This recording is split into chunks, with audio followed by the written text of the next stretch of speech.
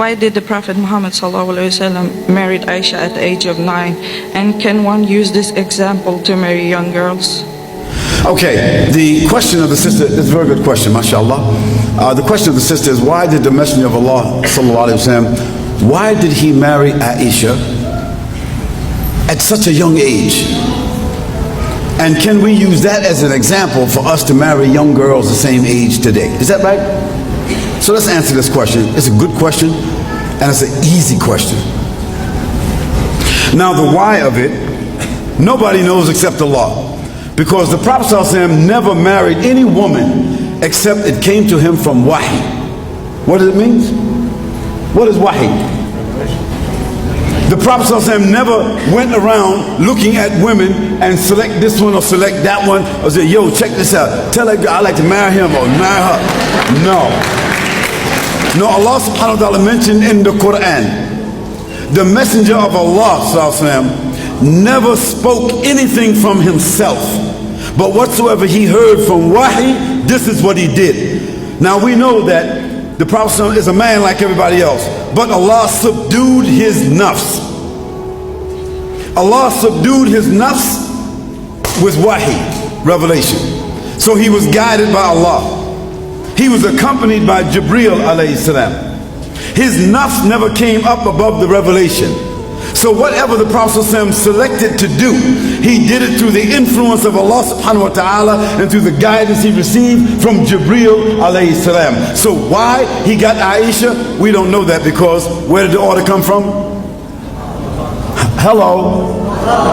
Allahu Akbar. So the kafir, the non-Muslim, who is not able to understand or to recognize, they between the sky and the earth, they suspended, because what? They're ignorant, they don't know. They don't understand the premise of revelation, so they can't appreciate that. But those who can appreciate revelation understand that prophets, alayhimus salam, were ordered to do things that we don't understand, that we call mu'jiza. We call it miracle, phenomena, because it came from God.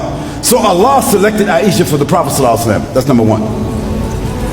And when the Prophet ﷺ realized that Allah inclined him towards Ayesha, who was Ayesha radiallahu anha? She was the daughter of Abu Bakr radiallahu anhu, Abu Bakr as-Siddiq radiallahu anhu. And who was Abu Bakr as-Siddiq? Abu Bakr as-Siddiq, he was a well-known man in Mecca, right?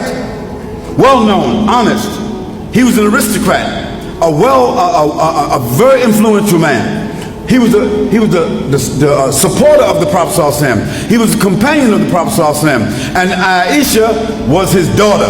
So one day the Prophet ﷺ said to him, from the inclination he got from Allah subhanahu wa ta'ala, he says, Abu Bakr, he says, do you love me?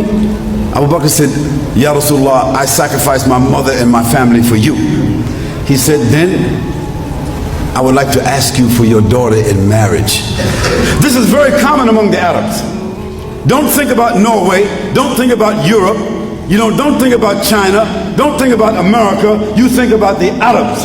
The Arabs at that time, it was urf, it was part of their urf. It was very normal for them to ask for the daughter of a man when she was 9 or 10, so that that daughter could come and move with the family. Not sleep with him, but come and move with that family so he could observe her, she could observe him. So by the time she got to the age where she could have sexual relationships and have children and intimacy, they would have already built a bond. Do you understand that?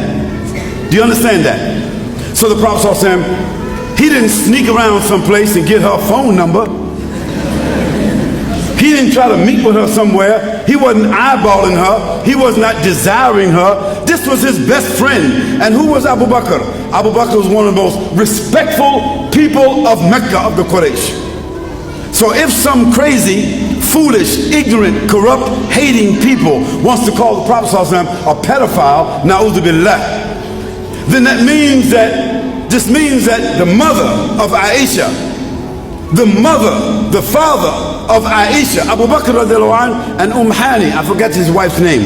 That means they would have had to facilitate the Prophet ﷺ in doing a pedophile relationship. Would that be correct?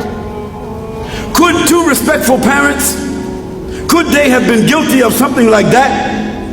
Could Allah subhanahu wa ta'ala have inspired the Prophet ﷺ, but somehow or another he fell out of inspiration and he did something like that? No, that could not be the answer. The answer had to be something different. So the Prophet ﷺ said to Abu Bakr, "Oh Abu Bakr, why don't you give me your daughter in marriage?" And Abu Bakr radiallahu anhu replied, he said, "Oh Messenger of Allah, but we're brothers." And the Prophet ﷺ said, "Yes, but we're not those kind of brothers." See, they're not brothers of the blood. They're not brothers of the same family. This means that your daughter is lawful to me. And it is within the context of what? The Arab urf. That means the Arab society. What is well known to them, what is legal, what is decent, what is dignified, what is halal, what is clean. So the Prophet ﷺ could not have been asking to do something that was abnormal. It had to be something that was normal. Now let us look at the fruit that came from the tree so we can understand it. Who was Ayesha radiallahu anha? She's the woman that memorized the Quran. When the Quran was revealed, when the last ayats of the Quran, the last 6,636 ayats were revealed, 3 months later, Ayesha had memorized the whole Quran. Think about that. Secondly, let's look at Ayesha radiallahu anha.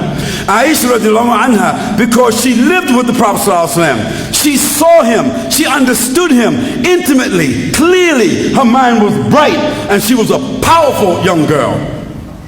A very aggressive young girl. Powerful, aggressive, and deep and intelligent. Memorized the whole Quran. And guess what? She was holding with her when the Prophet ﷺ passed away at least 2,600 ahadiths that nobody else knew. And that's why after Abu Huraira radiallahu anha, nobody related to us more hadiths than Ayesha radiallahu anha.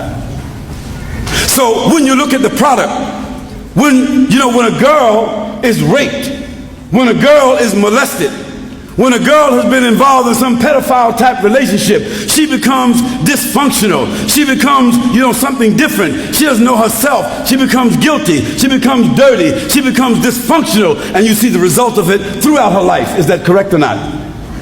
No, not our mother Ayesha radiallahu anha. She was the teacher of 72 of the companions of the Prophet ﷺ and the tabi'een and the atba' tabi'een. She was their teacher, our mother. And when the Prophet ﷺ passed away, she was only 18 years old, which means she only was married to the Prophet ﷺ and lived with him 9 years. And when she died, she was a mother of the believers. Is that correct or not? Is that right or not? So that means nobody could marry their mother. So from 18 years old until she was 73 years old, she lived by herself teaching. Which one of the women could do that? So when the people talk stupid, give them some of that history so they can understand who she is.